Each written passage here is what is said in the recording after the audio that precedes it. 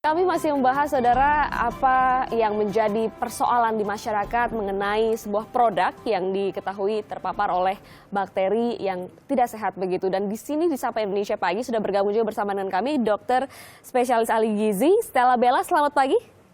Dan kita akan bahas dari sisi gizi dan juga kandungan nanti ya, Dokter Stella. Tapi sebelumnya saya tadi sempat bertanya mengenai apa sebenarnya temuan dari POM mengenai bakterinya. Silakan Pak Suratmono. Ya, sebenarnya temuan udah lama, kemudian kita ulang lagi, kita ambil sampel lagi, ternyata masih juga belum memenuhi syarat. Antara lain ada ditemukan bakteri patogen seperti Staphylococcus aureus, Bacillus cereus, kemudian ada E. coli yang patogen tentunya. Kalau yang kompensasi tidak ada masalah.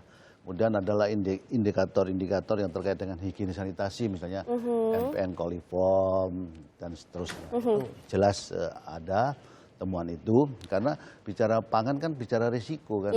Jadi suatu saat ya kayak lotre lah. Jadi ketika kita tidak bisa meminimalisir risiko itu, ya bisa terjadi outbreak. Ini karena paparan dari higienitas dari pabrik begitu ya? Salah satunya. Pak Suratmono. Apalagi ini target konsumennya adalah balita. Bayangkan umur 6 bulan sampai 24 bulan.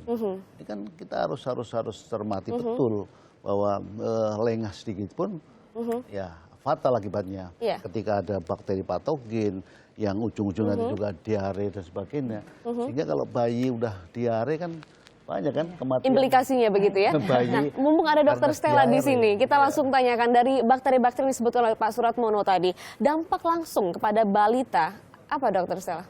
Jadi kan kalau kita kan makan ya, masuk makanan, tentu dampaknya kalau tidak sesuai atau menyebabkan infeksi, diare awalnya, gitu. Lalu kalau diare berkelanjutan, anak ini bisa dehidrasi, jadi malnutrisi. Nah, yang akibatnya jangka panjang tentu akan membahayakan kesehatannya maupun jiwanya. Gitu. Dan yang kemudian dikaji selain dari tentunya paparan dari bakteri ini dalam makanan atau juga konsumsi yang harus dikonsumsi balita, itu apa sebenarnya yang paling penting kita perhatikan, Dokter Stella? Yang paling penting adalah sebenarnya isinya, ya, nutrisinya apa. Lalu sebelumnya adalah kita harus tahu ini sesuai atau tidak. Ya, lalu kebersihannya terutama, karena kan kita akan memberikan pada bayi yang baru belajar makan di sini, ya kan ini adalah awal pertama anak pada belajar makan, ya kebutuhannya tentu ada tertentu, ya jadi harus mencukupi, ya kan dalam pemberiannya. Jadi kandungan gizi ini menjadi perhatian, terus kemudian kemasan dan bagaimana higienitas begitu ya, Dokter Stella. Pak Lutfiel, saya ke Anda dulu sebelum kita angkat telepon.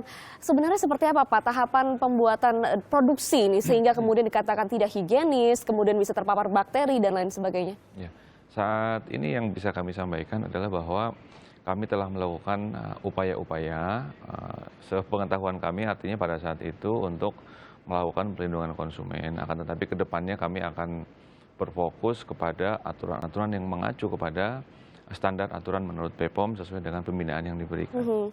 Proses produksi yang kami lakukan berbahan beras dan sayuran. Ya, bahan-bahan segar ini yang digunakan ya. Baik, kita akan penelpon dulu Pak Tony. Selamat pagi, kami sapa di Sapa Indonesia Pagi. Pak Tony? Iya, selamat pagi. Silakan Pak. Iya, selamat pagi Bapak-Bapak, Ibu-Ibu sebagai narasumber di Kompas TV. Saya sebagai warga Indonesia nih menyikapi masalah yang sekarang lagi marak di Indonesia. Itu banyak sekali produk-produk rumahan yang tanpa ada izin dari BPOM. Nah, tugas dari BPOM seharusnya itu mengawasi Pak, jangan sampai ketika ada aduan dari masyarakat baru bergerak. Ini sudah hampir 2 atau 3 tahun loh Pak, bibelak ini beredar, entah itu dari mana saya juga nggak tahu, datangnya tiba-tiba mereka bisa memproduksi itu. Artinya kan BPOM itu tidak melakukan suatu pekerjaan yang maksimal untuk melakukan atau melindungi warganya atau masyarakatnya. Baik. Nah, tolong dari pihak dari BPOM itu harusnya jeli data dan ini Pak. Di online itu banyak sekali Pak, produk tanpa PT Plak pun banyak sekali. Produk-produk yang di luar, saya yakin itu di luar dari izin dari BPOM. Ini kan akan menyesatkan daripada masyarakat dan akan merugikan masyarakat sendiri tanpa ada perlindungan dari BPOM. Itu yang pertama. Yang kedua, untuk produser yang melakukan suatu produksi yang menghalalkan segala cara merugikan bangsa dan anak bangsa rakyat Indonesia, itu seharusnya berpikir bila mana keluarga Anda diperlakukan hal yang demikian. Baik. Jadi saya berharap kepada Pak Hakim, tolong lakukanlah sesuai dengan prosedur yang ada di negara Indonesia. Terima kasih, Bu. Terima kasih Pak Tony. Sebelum kita tanggapi, saudara, kami akan berlanjut ke penelpon berikutnya, Pak Ali. Selamat pagi, Pak Ali. Ya, selamat pagi. Tanggapan Anda, Pak Ali, silakan. Enggak, gini, ini kan ada ahli gizi gitu kan. Jadi ini saya mau bertanya kepada dokter yang ahli gizi. Sebenarnya saya mempunyai anak yang baru berumur 6 bulan. Dan itu memang saya berikan konsumsi Babylag itu. Tapi setelah ada berita seperti ini, saya sangat khawatir dan saya sangat terkejut. Bahkan katanya ada bakteri di usus besar gitu. Dan yang saya takutkan bagaimana perkembangan anak saya nantinya gitu. Apakah harus langkah-langkah yang harus saya ambil untuk melakukan pencegahan sebelum semuanya itu terjadi. Memang pernah pas pada waktu malam hari anak saya terus menangis gitu kan.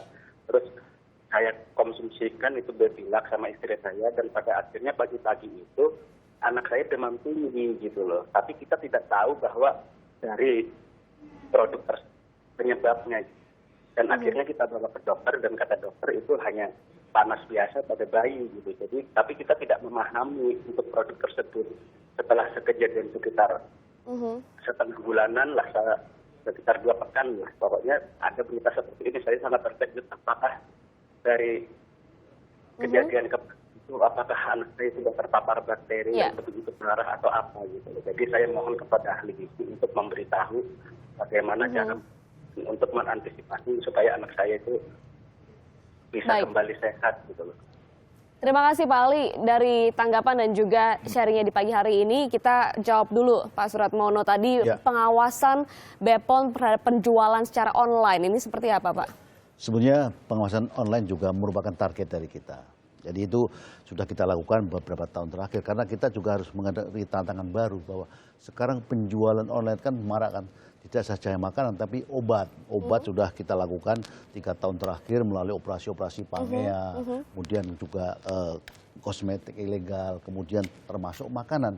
Ada beberapa situs yang sudah kita tutup juga. Artinya yang nutup bukan Badan POM tapi adalah Kominfo. Kita merekomendasikan agar situs-situs atau ya produk yang dijual secara online itu yang tidak memiliki ketentuan harus ditutup dulu izinnya begitu ya? Karena apa? Kita tidak melarang untuk berjualan di online, untuk makanan ya, untuk makanan. Tetapi salah satu persyaratan adalah harus terdaftar juga. Nah kalau terdaftar kan berarti sudah melalui evaluasi lebih lanjut kan, itu ya yang pertama. Online merupakan bagian dari pengawasan Badan POM. Nah, bicara masalah pengawasan tentunya kita melalui pendekatan 2 hal. Pertama adalah preventif, kedua adalah melalui law enforcement, ya kan. Preventif itu tentunya ada rekomendasi untuk pencabutan izin tadi ya? Macam-macam.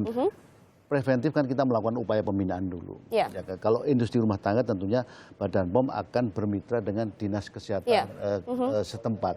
Jadi kita membuat pedomannya, kita melatih penyuluhnya. Termasuk setelah kalau ditemukan ada indikasi dicabut begitu ya izinnya. Itu juga untuk rekomendasi. Itu yang di preventif lah, yang di law enforcement tentunya yaitu tadi. Kita melakukan pengawasan di sarana produksi, distribusi, melakukan pengambilan contoh, melakukan pengawasan di toko, dan itu adalah bagian pengawasan post market. Ketika nanti ada temuan, tentunya bisa kita tindak lanjuti. Tindak lanjut itu bisa berupa tindakan administratif, bisa juga tindakan pro justisia. Dan tentu apa yang menjadi masukan tadi kepada produsen disadari betul oleh Pak Lutfiel karena saat ini juga evaluasi tengah dilakukan termasuk bagaimana juga untuk menata kembali begitu produksinya. Pak Lutfiel, tanggapan? Ya, dan itu sudah katakanlah kami mendapatkan banyak sekali masukan, pengarahan dari BPOM untuk melakukan perbaikan-perbaikan yang kami respon dengan melakukan memasukkan berkas pendaftaran ke izin BPOM. Kami sedang berjuang untuk mendapatkan izin MD-nya. Baik, Dokter Stella, tadi pertanyaannya, ini Pak Ali balitanya mengkonsumsi Babylag dan sempat demam tinggi. Apakah yang kemudian bisa dilakukan dan apa yang terjadi jika keluhan seperti tadi dialami oleh Pak Ali? Oke, baik. Jadi keluhannya demam tinggi, demam tentu diberi obat demam ya. Namun kita lihat apakah ada gangguan pada pencernaannya setelah mengkonsumsi makanan tersebut. Ya. Ciri-ciri seperti apa dok kalau ada gangguan? Mungkin dia akan nangis, sakit perut, lalu diare, demam mungkin kelanjutannya, keadaan seperti itu. Ya, jadi sebenarnya pemberian makanan ini adalah kelanjutan setelah dia ASI eksklusif 6 bulan, ya kan namanya makanan pendamping ASI. Ini adalah belajar pertama untuk makanan-makanan yang akan dikonsumsi selanjutnya. Nah, dalam belajar ini tentu pelan-pelan, ya kan kita mulai dulu dengan bahan-bahan yang ada. Ya mungkin orang tuanya bisa mencoba dengan yang bahan-bahan yang sudah ada di mentah dulu. Yang dikhawatirkan juga oleh Pak Ali adalah bagaimana tumbuh kembang dari sang balita jika memang di dalam makanan konsumsi ini tentu ada bakteri atau tidak sesuai dengan apa yang diinginkan begitu. Iya, jadi bahan tuh ada dua macamnya, ada bahan mentah, ada juga bahan yang komersial tadi yang seperti yang udah dibuat oleh pabrik, ya, yang mungkin takarannya segala macam sudah tertentu. Gitu dan mengandung semuanya. Kita makan kan ada karbohidrat, lemak dan protein yang ada di bahan mentah maupun di bahan yang bentuknya komersial. Yang harus diperhatikan adalah jumlahnya saat diberikan, jenisnya. Lalu kalau kita ingin menggunakan bahan yang komersial, tentu kita harus memperhatikan apakah ini sesuai, apakah ini higienis, apakah ini ada izinnya. Dalam tumbuh kembang, apa yang paling krusial bisa terjadi jika seorang balita tidak mendapatkan nutrisi yang cukup? Nanti kita akan bahas lengkapnya, Dr. Stella. Pak Lutfi masih bersama kami dan juga Pak Suratmono di Sapa Indonesia Pagi, kami segera kembali.